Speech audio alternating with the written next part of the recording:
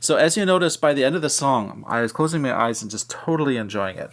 It started off herky-jerky because it was sort of like a bit of a jerky roller coaster ride to begin with, because you start off with this music that sounded like middle-of-the-road 80s pop. It's like, what the heck? What has Louis got in mind here? This is not progressive rock.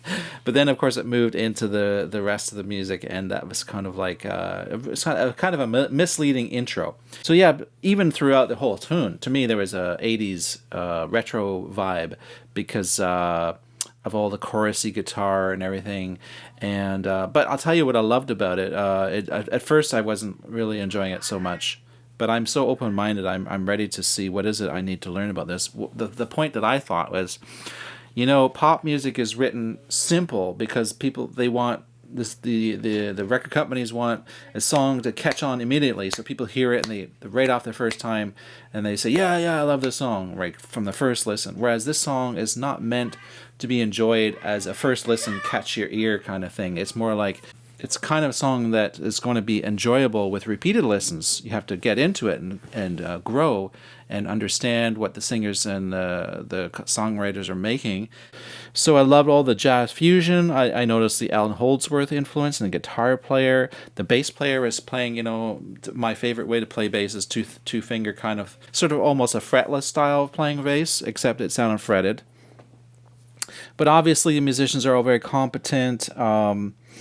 It was a bit of a mishmash to start, especially with the growling and all that. But I understand that these young musicians, they're new, they're drawing in all kinds of different styles, and of course growling.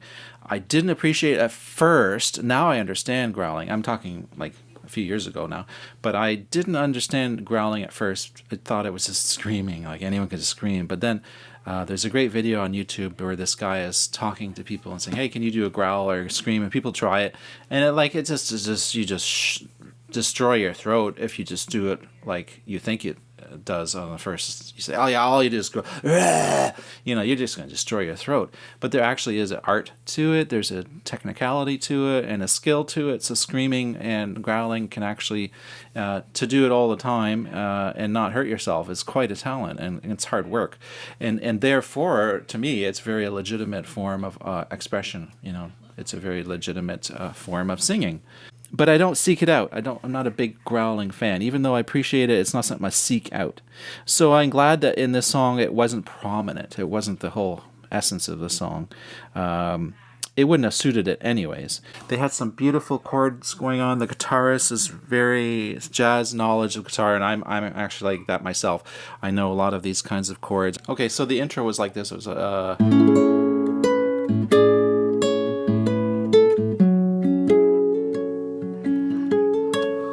something like that. It starts off.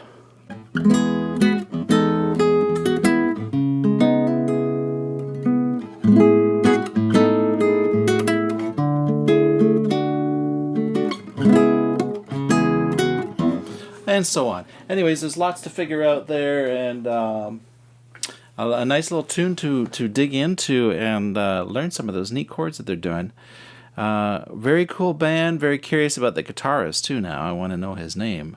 Cynic. Interesting band. I look forward to reacting to more of this, and thank you, Louis, for choosing this song for me to react to. You've done it again. You found something new and interesting that's bending my ear and challenging me in a good way. Spiraling out. Talk to you all later. It's Dean.